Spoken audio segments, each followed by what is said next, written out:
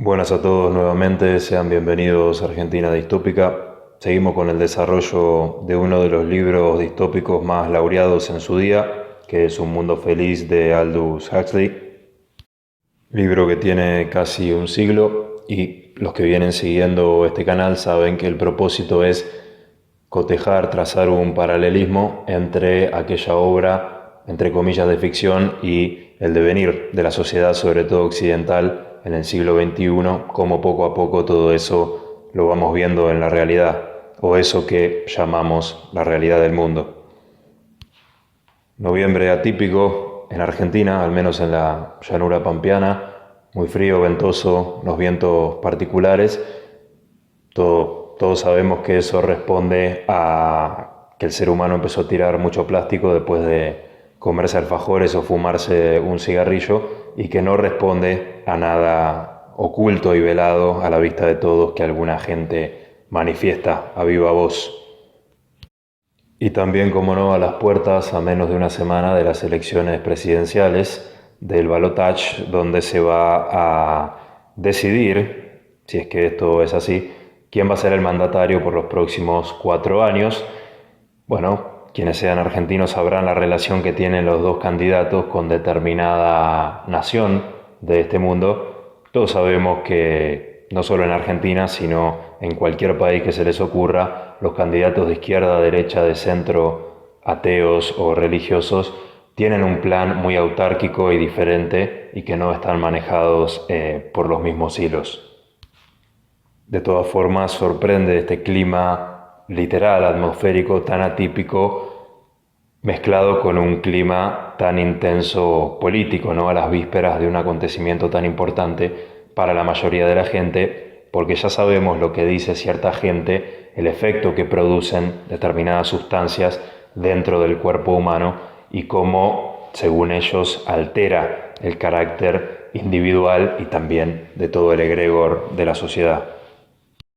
Bueno, retomando el desarrollo de Un Mundo Feliz, habíamos dejado el relato con la llegada de Bernard, ya de regreso a Londres, junto a Juan, el medio salvaje, y su madre Linda, cuando el director se preparaba para darle un castigo ejemplificador frente a todos, ya que Bernardo tenía ciertas conductas heterodoxas, como tendencia a la soledad, no consumir prácticamente nada o cero la droga que se suministraba a la gente para estupidizarla, que se llamaba soma. Vale destacar que esa palabra al revés se lee amos y cómo este mandamás se relamía antes de darle este castigo y les comentaba a sus allegados el porqué, ¿no? Las razones de la acción que estaba a las puertas de realizar. El director le comentaba a sus allegados que Bernardo era alguien con acceso a información privilegiada, a cierta parte de ella, lo que le obligaba a tener conductas morales más estrictas y más sofisticadas incluso que el resto de la sociedad que él dominaba. Que cuanto más grande es la capacidad de alguien para manipular a las masas, más grande tiene que ser el castigo, mayor la reprimenda cuando éste se salga de la línea. Bueno, esto me pareció muy interesante, ya que si bien Bernardo era un psicólogo que tenía un cierto cargo, esta es una insinuación que Huxley hace a lo largo de todo el relato, ¿no? Que es la de la pirámide. Porque Bernardo daba órdenes, pero también las recibía, por ejemplo, de su superior, que era este director, y esta cadena seguía, ¿no? Terminando en esos 10 mandamases, que eran una especie de 10 presidentes que tenía ese Estado mundial, pero que a su vez también insinuaban estar siguiendo directivas de alguien o de algo, porque al final del relato uno acaba no entendiendo o no teniendo al 100% claro de quién es el que manda o quién es el que decidía en este caso, sobre toda esa sociedad de millones y millones de seres humanos. Bueno, y trazando un nuevo paralelismo, es lo que pasa, lo que ocurre al día de hoy. Bueno, ya sabemos que el techo para la mayoría de la gente es el techo de los paradigmas, ¿no? Que los mandamases son los integrantes del paradigma político, económico, del religioso, del entretenimiento, los actores, cantantes, deportistas exitosos, ¿por qué no los altos cargos militares o científicos? Pero incluso la gente que ha ido más allá, ¿no? Que ha avanzado un escalón sobre ese techo, parece ser un horizonte que siempre se corre y nunca se alcanza, ¿no? Porque se barajan muchísimos nombres, muchísimos apellidos, linajes, pero nunca terminamos de tener claro quién es, o a mí me gusta más decir qué es lo que gobierna el destino de todos estos miles de millones. Dicen que somos 8.000 millones de seres en esta experiencia terrenal. Bueno, desde la materialidad ahí es cuando cobra realmente importancia la forma del lugar donde vivimos. A mi parecer, lo más importante, la causa última, es entender el funcionamiento de este lugar, que al final va a ser el de nuestro entorno más cercano y el de nuestro cuerpo. Sin embargo, para que tenga cierto funcionamiento tiene que tener determinada forma, pero también para analizar cuál es el alcance material de este reino donde vivimos. Bueno, muchos sabrán que hace no tantos siglos los mapas de este sitio que habitamos eran completamente disonantes con el que nos presentan a día de hoy, y que todos los integrantes de los paradigmas anteriores, ya la mayoría o prácticamente todos, saben que pertenecen a determinadas sociedades, ¿no? Y que son miembros de una cadena iniciática que tiene determinados rangos, y cuanto más alto se va, más conocimiento, más poder y menos integrantes hay. Desde la materialidad tal vez existan ciertos mandamases de los cuales no tenemos idea ni de su cara, ni de su voz, ni de sus formas corporales, pero no hay que olvidar que estas cadenas iniciáticas, ¿no?, que han alcanzado el poder y el control del ser humano,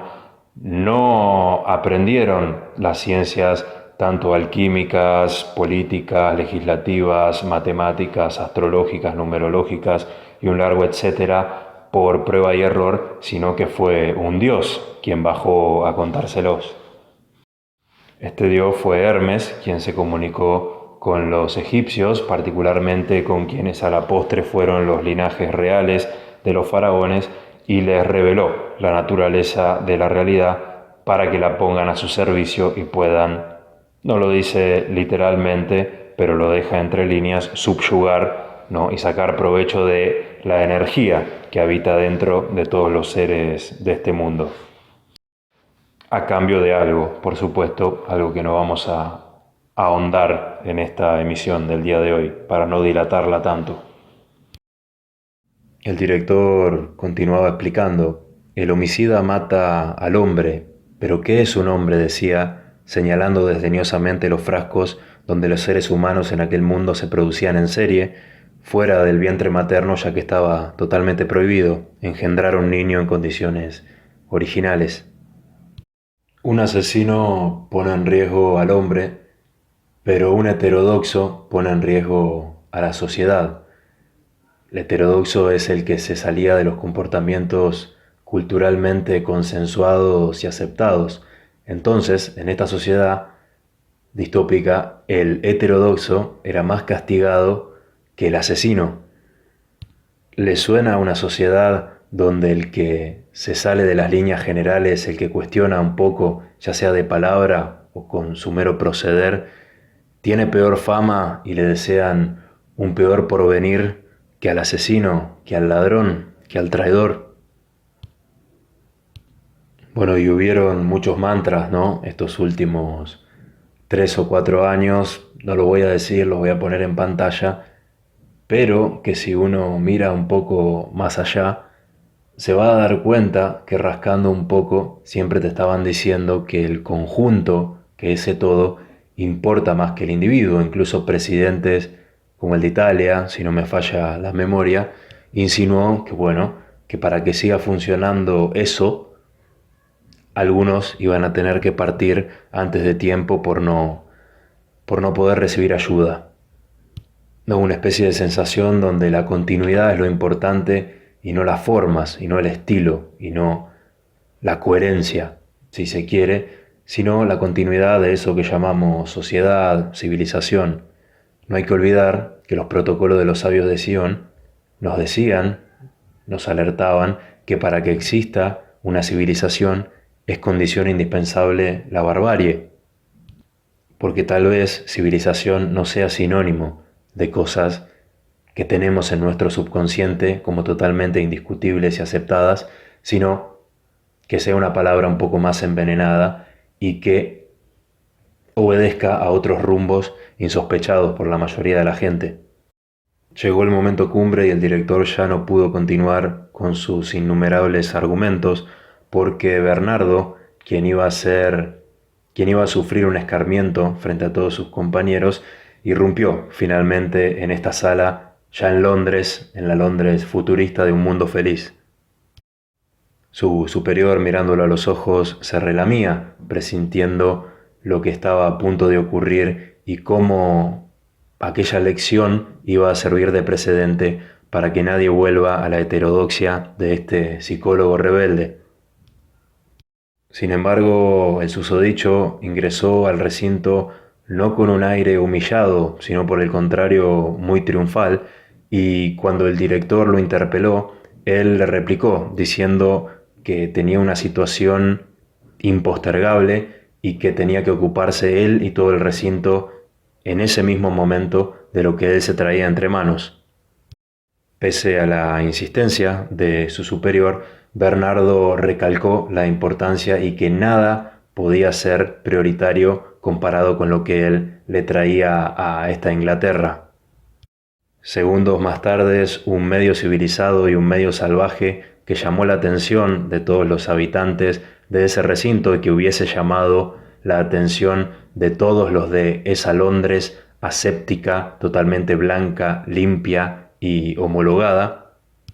aprobada por los interventores mundiales. Cómo no, este medio salvaje era John, quien se robó las miradas de todos y de forma totalmente inesperada y acercándose al mandamás, que era el superior de Bernardo y de toda esa sala, se presentó ante él y le dijo: «Hola, papá». Esa mera frase, esas dos palabras y sobre todo la última, la referente a la paternidad, levantó los murmullos y las risas de todo el recinto, ya que nadie tenía padre, ni madre, ni abuelo, porque toda esta sociedad era artificial y creada por métodos científicos en una cinta que se corría a pocos centímetros cada día. Como si esto fuera poco, y cuando el director estaba intentando apagar el barullo que se había generado, se abrió nuevamente la puerta y tras ella apareció una mujer no tan vieja, pero que sí delataba una salud muy delicada, y casi arrastrándose ingresó al recinto sin quitar por un segundo los ojos del hombre que tenía enfrente. Con una mirada mezcla de nostalgia, de reconciliación y casi sensual, Linda miró al director de todo este complejo de fecundación y sin dudarlo le dijo: «Hola, amor mío». Esta energía, esta peligrosa canalización de la energía, como diría el mandamás, el presidente mundial Mustafa Mond, fue devastadora para este director, ya que en un mismo rato se preparaba para dar una lección. Quien la iba a recibir le trajo alguien que le dijo: «Hola, papá», una palabra casi prohibida, y otro que le dijo: «Amor mío». Esa misma tarde el director renunciaba indefinidamente a su cargo y difícilmente algún día volvería a ocupar su posición. Muy improbable sería que una jornada antes de terminar su vida y de transformarse en fósforo como hacían todos los seres humanos en aquel entonces, el único legado que dejaban, a diferencia de la humanidad anterior que desperdiciaba, ¿no?, este rico mineral, muy difícilmente volvería a ocupar un cargo en aquel centro para caer en la peor de las locuras, y el soma, poco a poco, lo acabaría adormeciendo hasta el día de su muerte. Seguiremos desentrañando los guiños de Aldous Huxley y por ende de la Sociedad Fabiana de Londres en los próximos capítulos de Argentina Distópica. Como siempre les agradezco a los que acompañan el canal y quienes todavía no se hayan sumado, los invito a suscribirse para seguir juntos este camino y descubrir un poco los misterios y los secretos que encierra este mundo. Un saludo grande para todos.